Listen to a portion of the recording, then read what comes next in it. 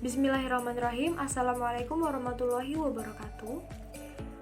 Ya, yang kami hormati Ibu Intan Nur Azizah MPD selaku dosen pengampu mata kuliah Sejarah Kebudayaan Islam, serta teman-teman yang saya banggakan yang insya Allah dirahmati oleh Allah Subhanahu wa Ta'ala.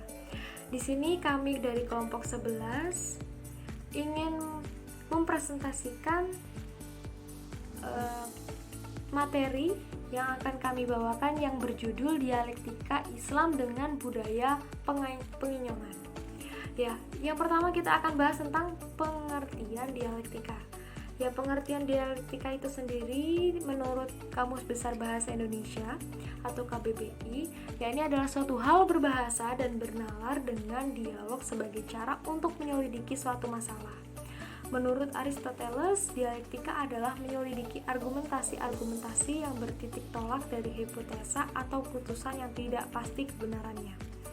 Sedangkan dialektika Islam adalah ilmu pengetahuan tentang hukum yang paling umum yang mengatur perkembangan alam, masyarakat, dan pemikiran berdasarkan hukum-hukum Islam yang berlaku pada saat itu.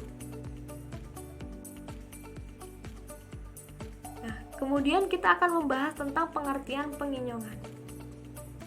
Ya, penginyongan itu sendiri adalah merepresentasikan orang-orang atau bahasa atau budaya yang berasal dari wilayah Banyumasan.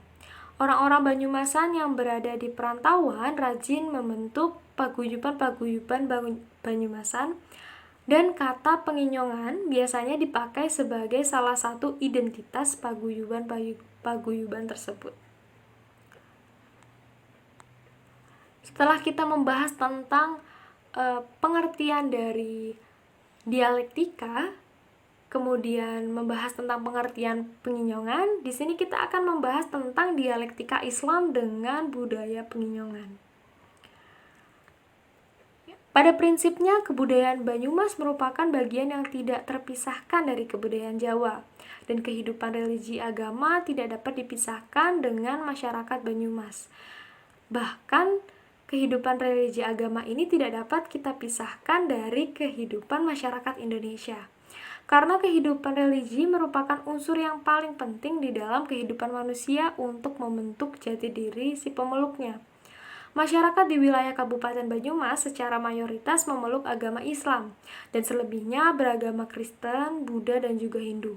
Kegiatan religi yang dilakukan masyarakat Banyumas masih memadukan budaya yang sudah dimiliki sebelumnya, di mana dapat dikategorikan sebagai wujud sinkretisme. Ya, sinkretisme itu sendiri adalah pencampuran antara Islam dengan unsur-unsur lokal.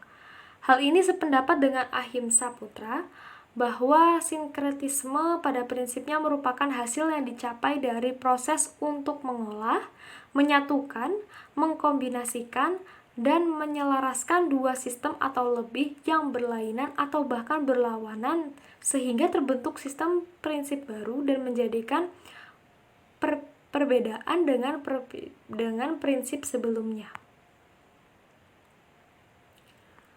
Di daerah Banyumas terdapat berbagai macam ritual, misalnya ritual ruat bumi, suran, panjamasan pusaka pada bulan Mulut, sadranan, unggah-unggahan pada bulan Sadran, unduh-unduhan pada bulan Syawal, cowongan untuk meminta hujan yang biasanya dilaksanakan pada setiap mangsa kapat dan kelima. Dalam kehidupan sosial, masyarakat Banyumas akrab sekali dengan faktor yang sangat dipengaruhi oleh ajaran animisme dan juga dinamisme dan perkembangan Islam abangan. Dengan demikian, selain masyarakat di Banyumas taat menjalankan ibadah sesuai dengan ajaran agama, dalam kesehariannya mereka juga menjalankan adat budaya sinkretisme.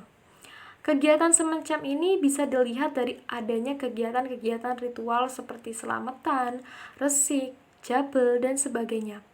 Doa yang dipanjatkan kepada Tuhan dengan menggunakan doa-doa menurut agama Islam atau kejawen yang dilengkapi dengan sarana pendukung, yakni sesaji.